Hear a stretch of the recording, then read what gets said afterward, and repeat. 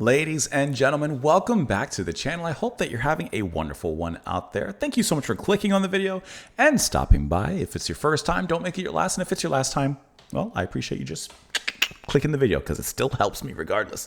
Let's go ahead and listen to Sparks. It's been a while since we've listened to them, and we're going to check out this track, How Do I Get to Carnegie Hall? Got to check Google Maps, check the map, left, right, don't skip the highways, off of their album, Little Beethoven. 19th studio album released in 2002.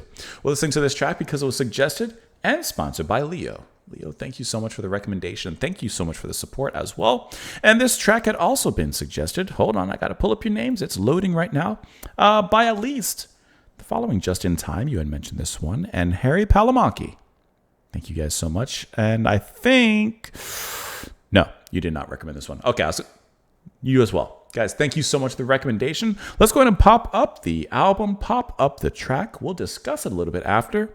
How do I get to Carnegie Hall?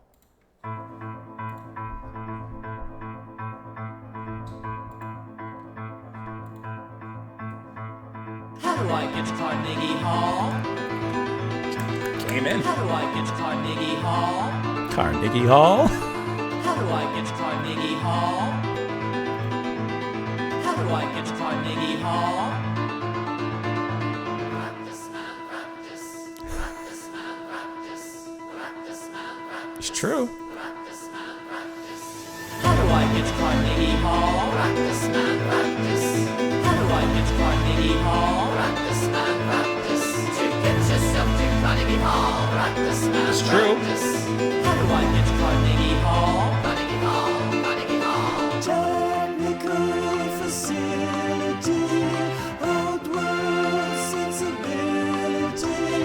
All of this I did for you. Still there is no sign of you. I practiced. Carnegie Hall was beckoning. I practiced. Very different from any Sparks I've heard so far. Carnegie Hall was beckoning. I was ready. Carnegie Hall was beckoning. Still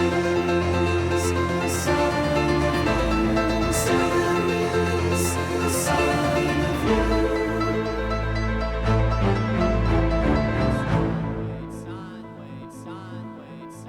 Gotta hop on that piano. How do I get to Carnegie Hall? Practice, man, practice. Huh. How do I get to Carnegie Hall? Practice, man, practice. To get yourself to Carnegie Hall. Practice, man, practice. How do I get to Carnegie Hall? Carnegie Hall, Carnegie Hall. Practice on the Steinway. Practice on the Steinway. If you can afford a Steinway. Practice on the Steinway. Practice on the Steinway. Practice on the Steinway. Kind of feel it plays like a glass composition. They loved it, they showed it. The audience was deafening. I was ready. The critics all said riveting. On the Steinway. I guess it doesn't mean a thing. How do I get to Carnegie Hall? How do I get to Carnegie Hall? How do I get to Carnegie Hall?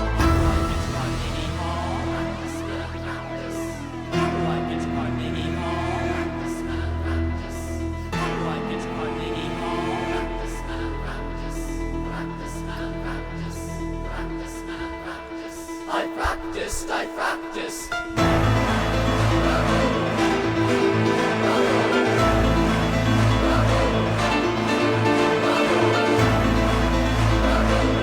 like the sense of victory here, along with the Broncos.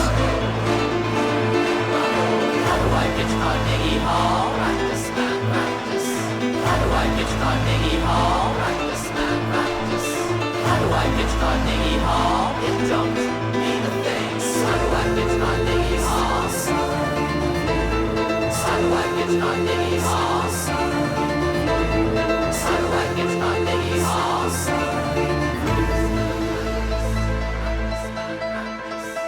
do I get to Carnegie Hall? How do I get to Carnegie Hall? How do I get to Carnegie Hall?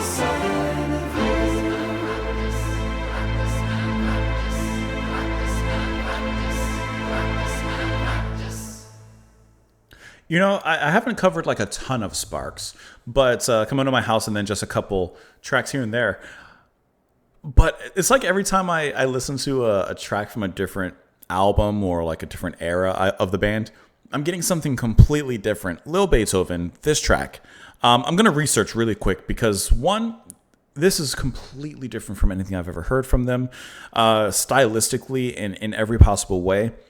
The album's called Little Beethoven, and of course, you know, the way the piano is playing here, kind of classically inspired or at least adjacent. The repetition and slight variation on things, the added layers from the vocals, the constant shouting and harmonic, you know, yelling, basically. The constant repetitions and circular variations of that really reminds me of like a Philip Glass composition. And I mean, I wouldn't doubt if that's some sort of inspiration here. I really want to see if this is a concept album because this piece almost feels like it fits more so as a piece within the context of the album itself. Because as a standalone track, it's interesting. Like, it gets my attention. I'm like, that is really different from them. But I'm not quite gelling with it on an individual level. But I wouldn't doubt if this was part of a concept or, you know, something to be kind of taken as a whole, it'd probably come across a little bit more, considerably more, you know, cool with me. So I'm just like reading this a little bit. The album was considered a radical musical departure from their recent work. On Lil Beethoven, the duo downplayed rhythm and employed repetitive song structures reminiscent of minimalistic music, as well as making extensive use of piano, choral voices, orchestral sounds. Okay. The duo stated that despite the album's references to classical music, they did not set out to create a pseudo-classical record, and that it was more of an exercise in how big and aggressive they could sound with very basic elements, which is really interesting.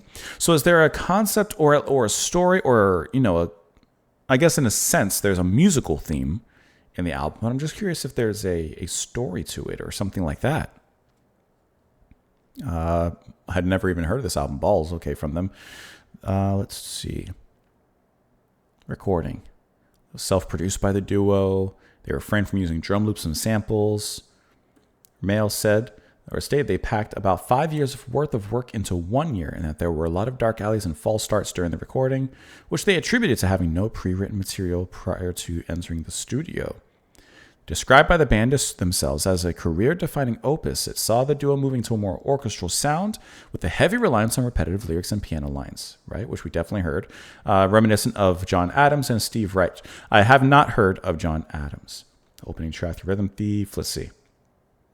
Anything about this particular track with Carnegie Hall? Not that I see. But so it seems that the whole album is basically in this same kind of regard. And to an extent, besides the repetitive nature to it, but maybe with those more orchestral and quasi, I would say, operatic sounds of the track, it almost has a little bit of a Queen kind of sound to it. Maybe not even quasi-operatic. Maybe it's not that far into that section, but I guess the quasi-choirs and the kind of yelling and shouting and such. Interesting. I mean, I don't know, obviously. This is the only track I've ever heard from this album. But is this like a track that you guys would consider like standing out more so in the context of the album? Because on an individual level, like I said, I think it's cool and I think it's interesting conceptually, but it's not like a favorite necessarily of mine. But I do think this was really cool to kind of get a different side of the band. How do I get to Carnegie Hall? Practice, man. Practice, right? If you want to play the big place, you got to practice. You got to have the talent. You got to have the dedication. Get yourself to Carnegie Hall. Technical facility, old world sensibility. All of this I did for you. Still, there is no sign of you. Who is he referencing? He finally got there, right? I practiced. Carnegie Hall was beckoning. Still, there was no sign of you. Steinway, you're sitting at the piano doing your thing. How do I get you to Carnegie Hall? Practice, man, right? It's just constant practice, which is, of course, very telling and very realistic. Practice on the Steinway. They loved it. They showed it. The audience was deafening. I was ready. The critics all said riveting. On the Steinway. I guess it doesn't mean a thing. And why doesn't it mean a thing? Because after doing all this practice and getting to Carnegie Hall, there still was no sign of you. Whoever in this song the you represents. I do like I said during the track, the bravo calling out, as that really did sound very victorious. And still, it doesn't mean a thing if there's no sign of you. It says here, the old joke of a tourist asking for directions to Carnegie Hall, only to be told they need to practice, is taken to absurd and by the brother's mail. That's actually really cool. I've never heard the joke, but I like that. How do I get to Carnegie Hall? Practice. No, no, no, no, no, no, no. Really, how do I get to Carnegie Hall? I can see that being a Monty Python sketch. Here, like most Sparks tunes, love is turned on its end as a hapless soul learns to play piano to win a woman's affection. He makes it there, but she's not there to see it. So it doesn't mean a thing. So, okay, that was the U. I was thinking maybe if the album has a deeper conceptual storyline, maybe there's, the U is a character in the story, but maybe not so far, as it said, just to win over some hearts. Just to win over some hearts, and a little bravos here as well. Leo, thank you so much for the recommendation. Thank you for the support as well. This was really cool to see this side of the band because, like I said, I've dabbled into different albums from the band here and there, and it's really cool to see that there's something completely different. Pretty much almost every time I turn around and see them, it's really cool that a band continues to explore and progress and, in a sense, reinvent themselves so much. And especially at this point, this late into their career, 19th studio album. And to me, very, very different from Kimono. Have a wonderful rest of your day, guys, and I will see you all later.